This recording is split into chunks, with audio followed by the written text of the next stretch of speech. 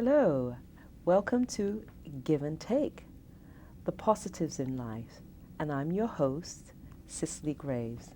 I am so glad that you're joining me again, and today I have a wonderful guest by the name of Yedidah, and she will share with you her full name and the wonderful things that she's doing in her life to make things positive.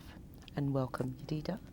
Thank you, Cicely. First of all, thank you so much for inviting me. It's a pleasure to be on your show and to be able to share positive things that I do and that people can do to have a better life. Great.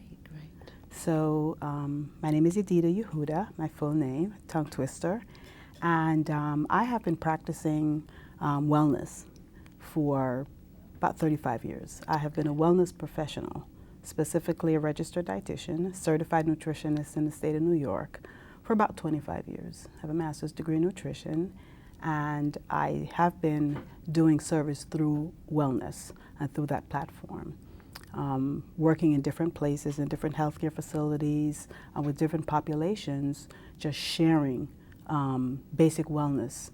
And it's so needed, so necessary in the world today, because so many diseases that are so almost epidemic proportions, obesity, diabetes, and they just have such a dreadful impact on used to be adults and elderly, now young people.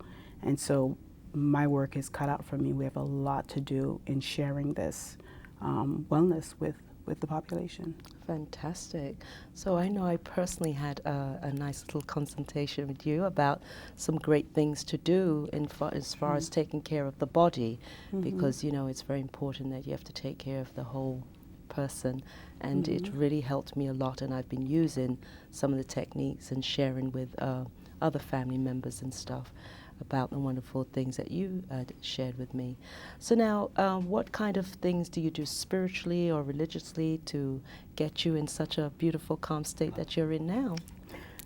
Well, you know, in my scholastic training, I will say, you know, I learned a lot about physiology, about the body and chemistry and how the body works, and the things that you do, the physical things that you do to keep your body in shape, what you eat, you know, how much activity you do. And what I'm finding over the years is that there was a disconnect. We have all of these wonderful information about the body and these external things that we can do, yet and still the obesity epidemic is still rising. Okay. People are still suffering from chronic diseases and dying, you know, from these chronic diseases. They're all preventable. And what I found in my own personal experience was, as I began to grow spiritually, I saw that that was the disconnection. We were treating the physical body and abandoning or neglecting the spiritual component. And there's actually no separation. The mind, body, and spirit works in conjunction and enhance each other as a well-oiled wheel to keep us whole. And so there are people who have been taking care of their bodies, they eat everything perfectly well, they do all kinds of physical activity, but because their mental wellness is not optimum, or they have some emotional wellness issues, stress-related issues, they're unable to maintain that total wellness. And so I know I began to embark on a course of more spiritual growth. And what I found was that there's an intersection between when you connect the spirituality with the physical, right, and taking care of the body. In fact, we have a gift. This body is what I call a rented car. It's a gift that we have been given to do all the wonderful things that we need to do here on earth. If we don't have this body, we actually can't do what we love to do. We can't teach anyone. We can't really go out and do all the things, set examples, and reach our goals. And so it behooves us to be good trustees of all the gifts that we have been given, including this body. And what I found, even going further, is as I began to embark on that spiritual journey, converging with the physical, I ended up finding appreciation in the universe, particularly in the earth. You know, I became green, so to speak. I began to appreciate, what grows, the flowers and the trees, and I began to be a good trustee of the environment. It was a natural extension of me wanting to take good care of all the gifts, including the earth and the food that we've been given, and the air and the water.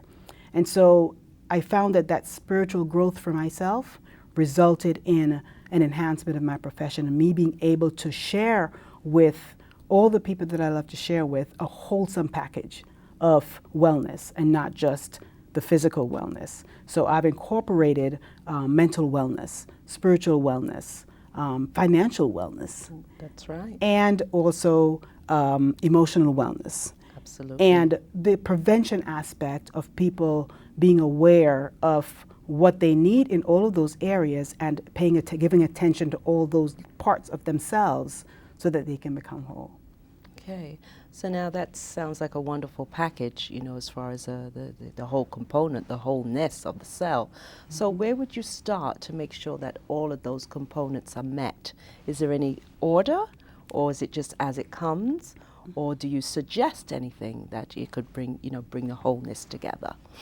What I like to suggest to people is that the spiritual wellness is the place to start. Okay. And it's not a religious wellness, it's spiritual wellness, being connected to who you are.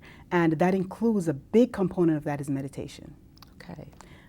Going inside, being aware of exactly who you are, what makes you happy, what are your needs, why are you here?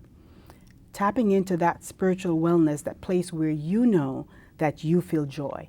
Right. And then from there grow outward.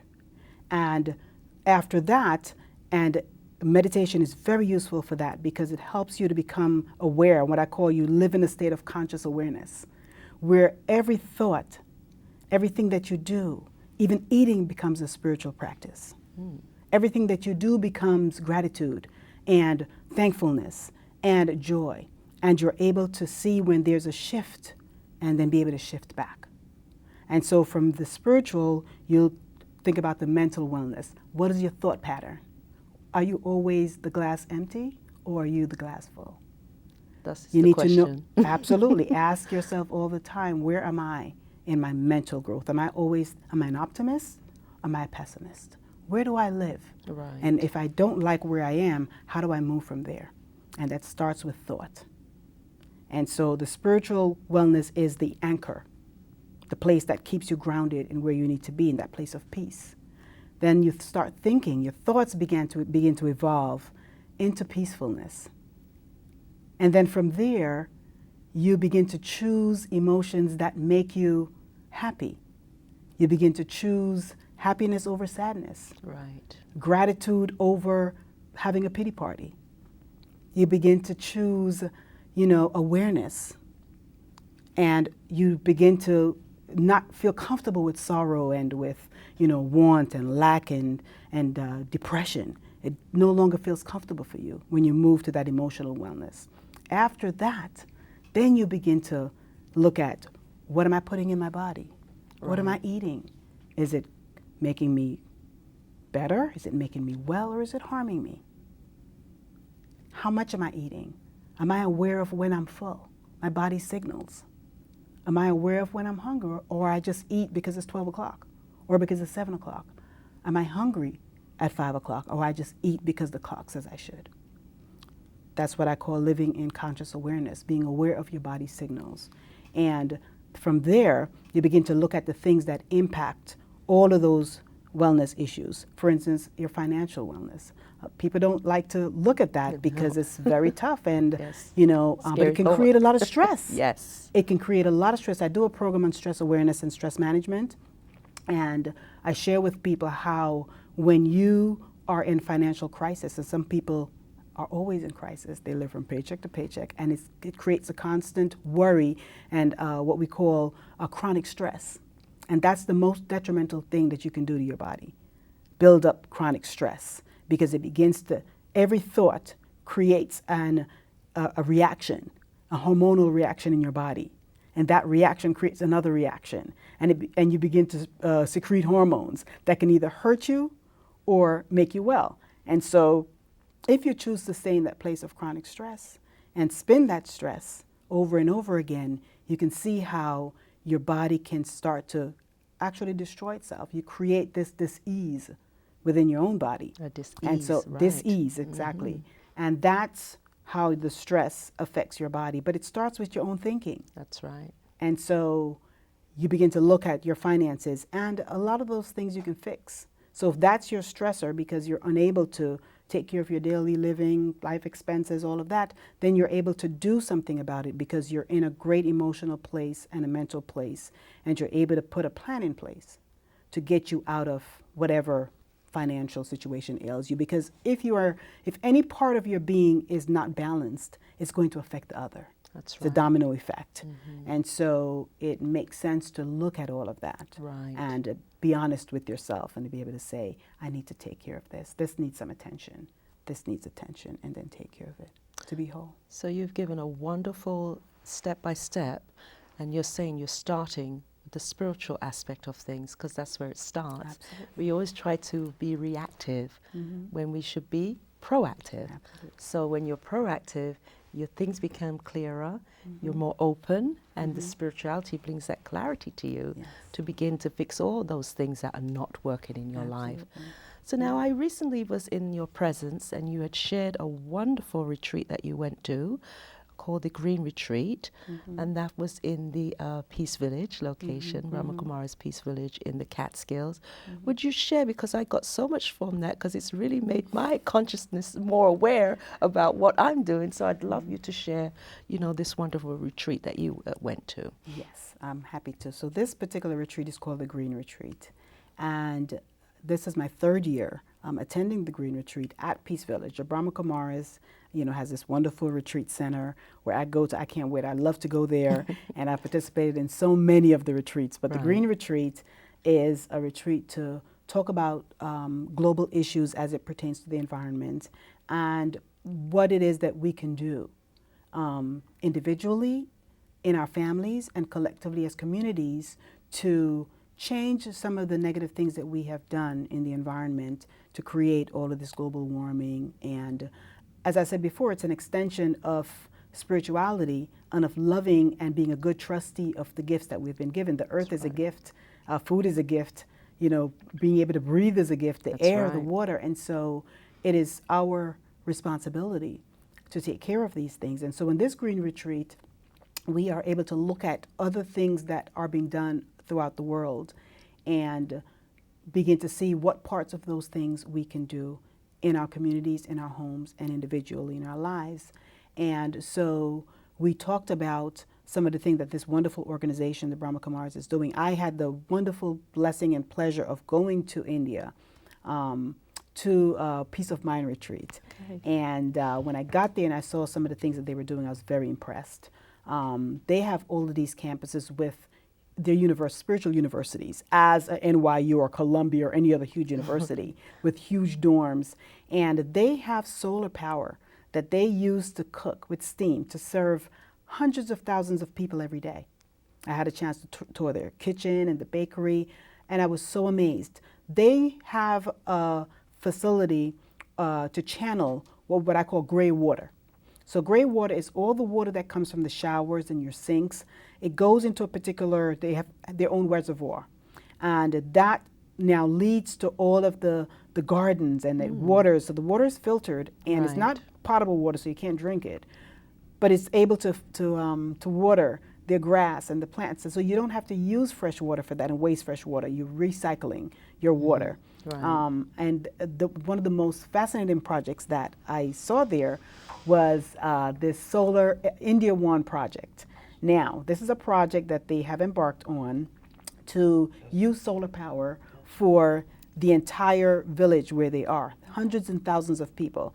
And it's just an amazing sight to see all these solar dishes that are going to be able to provide this electricity and all kinds of power to people who can't afford it and haven't had it for years. So it's an amazing thing to see.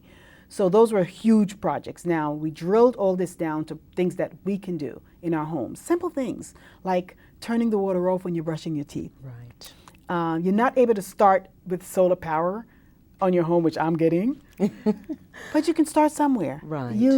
For instance, you can use cloth napkins instead of paper napkins. You can reuse jars, glass jars and plastic jars and containers instead of buying new ones and just disposing of those. When you're taking a shower, you can turn the water off while you're lathering and then turn it back on. Take more showers instead of taking baths. You know, bring your paper, your bags to the grocery store, your cloth bags, as opposed to using plastic bags and paper.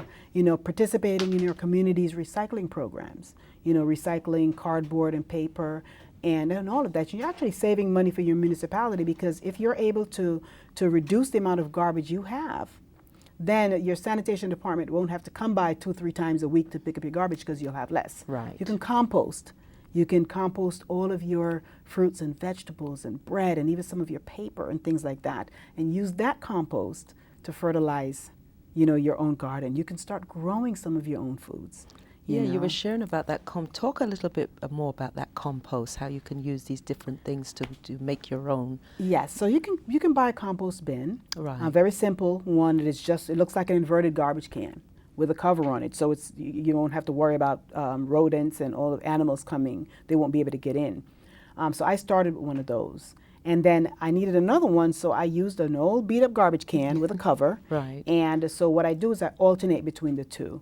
And so I compost all of my clippings from the kitchen, vegetable, fruits, bread with no butter on it, paper, garden, when I clip leaves and things from my plants, all of those go into the compost. You know, if any food, any grain that doesn't have fat on it, you can put that in the compost. And so you go and you just turn it up, and the heat, and it creates its own, they're worms, it creates its own, you know, kind of garbage disposal using the worms. That's amazing. And they actually turn it into dirt. Everything goes back to dirt. That is amazing. And so I've been doing that for years. And so what I'll do is when I've maxed out one, I'll just let it sit and make compost fully, and then I'll start another one. And so I'll empty that one at the end of, say, fall, and I'll put all of that beautiful black dirt on my garden and let it rest over the winter, and then I'll start a new one for the following year or the following season.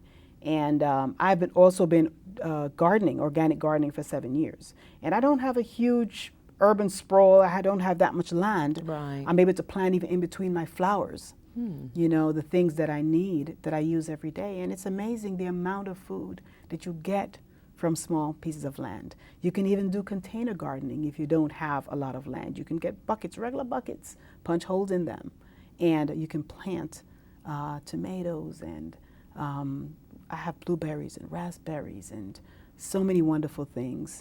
And because of that, it has allowed me to even get deeper spiritually, because I've developed this appreciation for growing a tiny seed into something that I can now eat and serve my family. It's just a wonderful experience. So these are just a few things that people can do.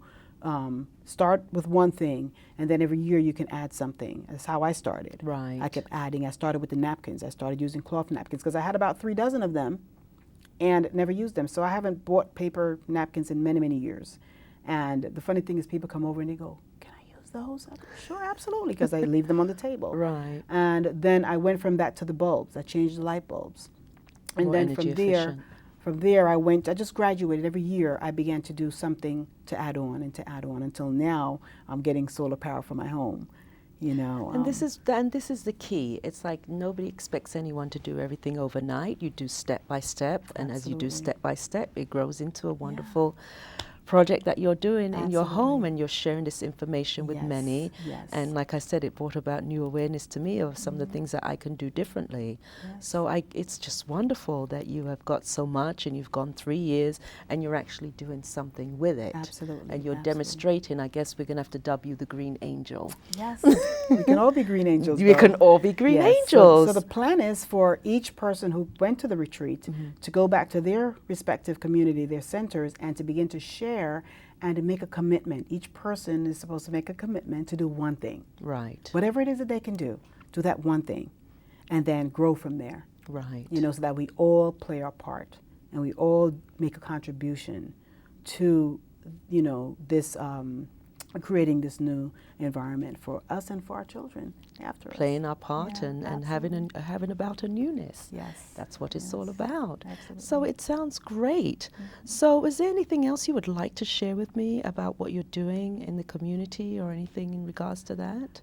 But I do want to touch on, I'm sorry, Yedidah, when you mentioned, because that's key as far as what you're doing, because you know a lot of the foods these days have pesticides on them, and that's what's creating a lot of dis-ease in the body is the pesticides. So I know as you're growing your wonderfully organic fruits outside and vegetables, I'm not sure, you know, that's creating a good vibration in the body, that it's wonderful vegetables and wonderful